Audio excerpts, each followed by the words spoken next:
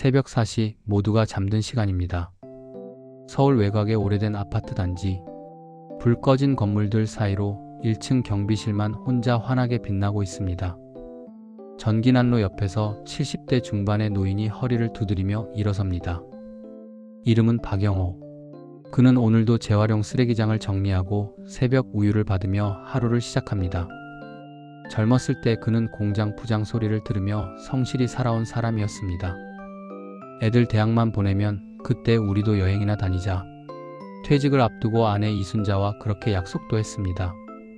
시골 내려가 텃밭 가꾸고 가끔 바다도 보러 가는 평범하지만 소박한 노후를 꿈꿨습니다.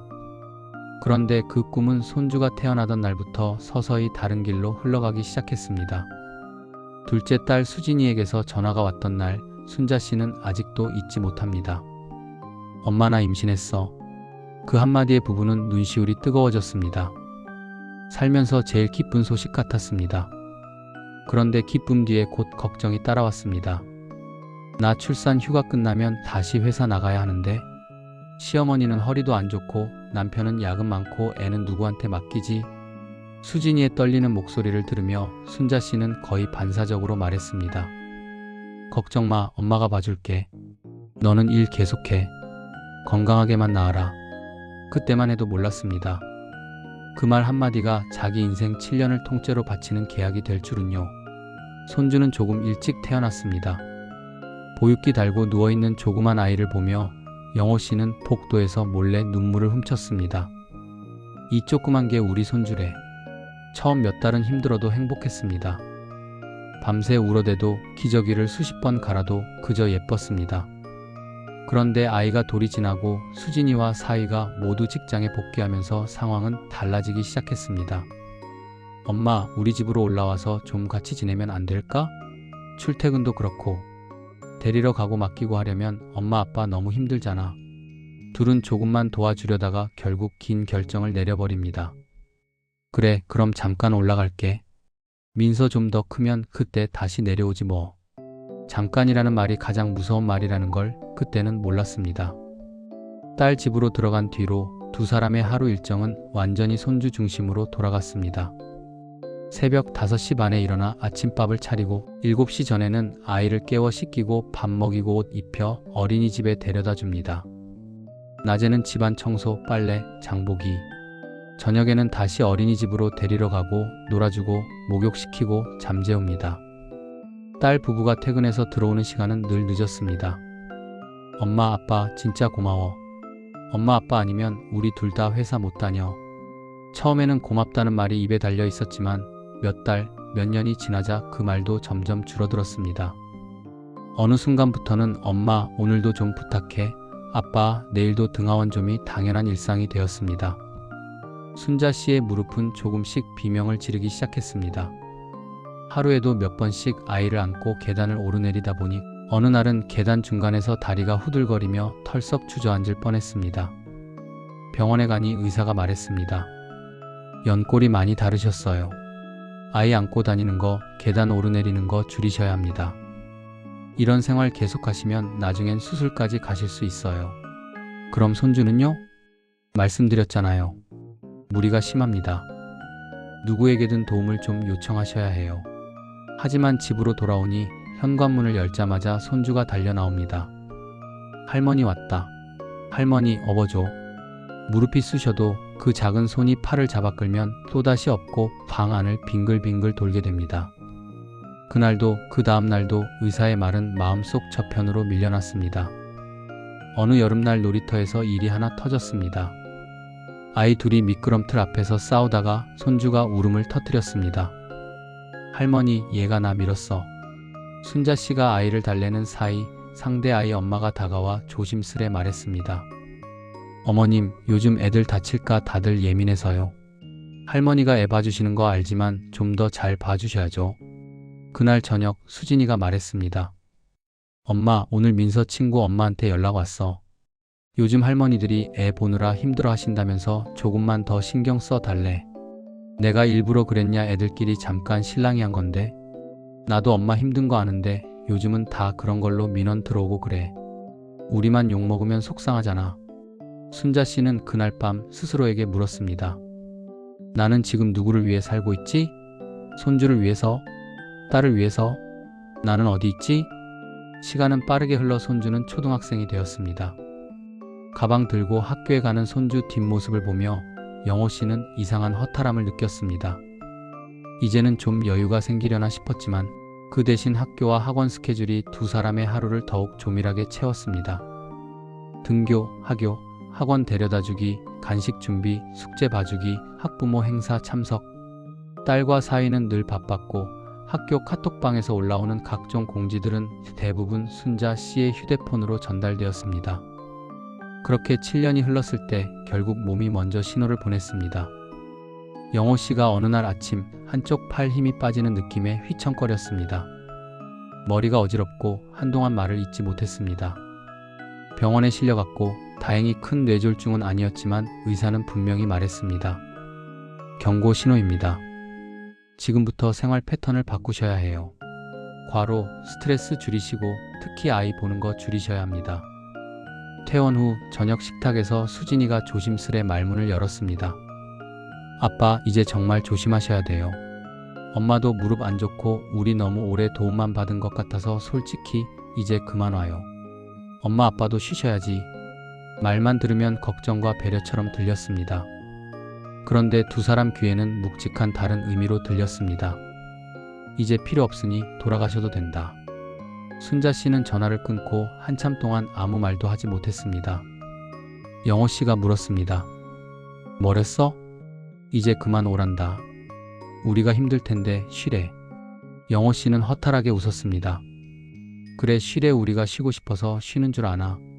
그렇게 부부는 7년 만에 자기 집으로 돌아갈 짐을 싸기 시작했습니다.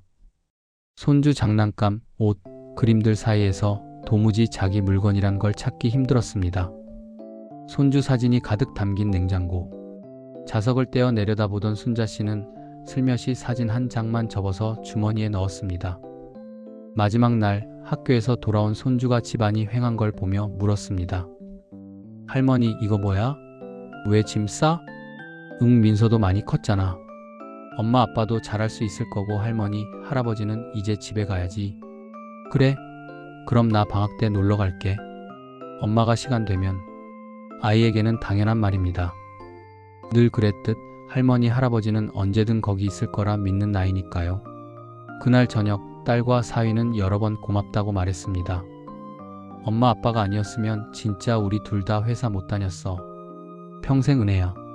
감사의 말이 거짓인 것은 아니었지만 7년 동안에 쌓인 피로와 서운함을 모두 지우기에는 턱없이 부족했습니다. 택시를 타고 밤거리로 나와 집으로 돌아가는 길, 두 사람은 창밖만 한참 바라보았습니다.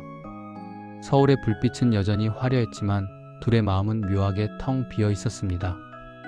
집으로 돌아온 뒤 첫 일주일은 어색했습니다. 새벽 6시가 되면 자동으로 눈이 떠졌습니다. 애 깨울 시간인데 하지만 깨울 아이가 없었습니다. 전기밥솥을 열어보니 밥이 거의 남아있지 않았습니다. 세 사람 몫이 아니라 두 사람 몫만 하면 냄비가 휑했습니다. 여보, 오늘은 뭐 할까? 글쎄 나도 모르겠다. 그러다 어느 날 동네 경로당에서 한 어르신이 말을 걸었습니다. 처음 오셨죠? 어디 사세요? 저기 백사동 이제 막 내려왔어요. 그렇게 새로운 일상이 조금씩 열리기 시작했습니다. 스마트폰 배우는 강좌, 건강체조, 노래교실, 요가 수업. 처음엔 몸이 안 따라주고 머리도 잘 안 돌아가는 것 같았지만 시간이 지날수록 두 사람은 발견했습니다. 아, 나도 아직 내 인생이 있구나. 시장에 같이 가서 장을 보고 공원 벤치에서 커피를 마시며 이야기하고 저녁에는 TV 드라마에 푹 빠져서 웃고 울고 손주를 보고 살던 7년 동안은 상상도 못했던 평범한 하루들이 하나둘 늘어나기 시작했습니다. 그러던 어느 날 카페에서 옆자리 대화를 우연히 듣게 됩니다. 50대 중반쯤 돼 보이는 여자가 한숨을 쉬며 말합니다. 또 연락 왔어. 애 낳으면 우리 보고 내려와서 봐달라네. 나 아직 직장 다니는데 솔직히 무섭다. 또 내 인생 다 내줘야 하는 거 아닌가 싶어서. 친구가 대답합니다. 이제는 우리도 말해야 돼. 해줄 수 있는 만큼만 해준다고. 부모 인생도 있는 거잖아. 그 말이 영호 씨의 가슴을 콕 찔렀습니다. 집에 돌아와 순자 씨에게 말했습니다. 요즘 사람들은 우리 인생도 있다는 말을 하더라. 우린 그 말을 너무 늦게 배웠어. 순자 씨가 고개를 끄덕였습니다. 그래도 늦게 배워도 쓸 순 있지. 우리라도 이제부터는 쓰자. 또 누가 도와달라 하면 선부터 긋자. 그로부터 몇 달 후 예상한 전화가 걸려왔습니다. 수진이의 목소리는 들떠 있었습니다. 엄마, 나 둘째 가졌어. 축하 인사가 오간 후 역시나 그 말이 뒤따라왔습니다. 근데 엄마, 솔직히 이번에도 엄마 아빠 도움 없이는. 이번에는 순자 씨가 먼저 막았습니다. 수진아, 엄마가 너 힘든 거 아는 거 안다. 근데 이제는 민서 때처럼은 못해. 아빠도 아프고 나도 무릎이 안 좋아. 주말에 잠깐 봐주는 건 괜찮아. 급할 때 잠시 맡기는 것도 괜찮고. 근데 아예 같이 살면서 키워주는 건 이제 우리 힘으로는 안 된다. 수진이는 한동안 말이 없었습니다. 그리고 조금 울컥한 목소리로 말했습니다. 엄마, 그럼 나 어떡해? 내가 엄마다. 내가 방법을 찾아야지. 휴직이든 시간 조정이든. 애 낳는 건 내 선택이었고 키우는 책임도 내 거야. 우린 도와줄 순 있지만 대신해 줄 순 없다. 처음엔 서운해했지만 시간이 지나면서 수진이도 부모의 말을 이해하기 시작했습니다. 회사에 육아휴직을 내고 남편과 시간을 조정하고 어린이집과 돌봄 교실을 알아보며 진짜 엄마로 살아가는 법을 배워갔습니다. 어느 날 아이 둘을 데리고 시골집을 찾아온 딸은 부모 앞에서 말했습니다. 엄마, 아빠 민서 때는 솔직히 너무 당연하게 도움받았던 것 같아. 지금 내가 애 둘 키워보니까 그게 얼마나 큰 일인지 알겠더라. 늦었지만 미안해. 그리고 고마워. 영호 씨는 웃으며 말했습니다. 우리가 해달라 했어? 우리가 좋아서 한 것도 있지. 다만 다시 태어나면 처음부터 선을 조금은 그었을 거야. 우리 인생 통째로 넘기진 않았을 거고. 순자 씨도 덧붙였습니다.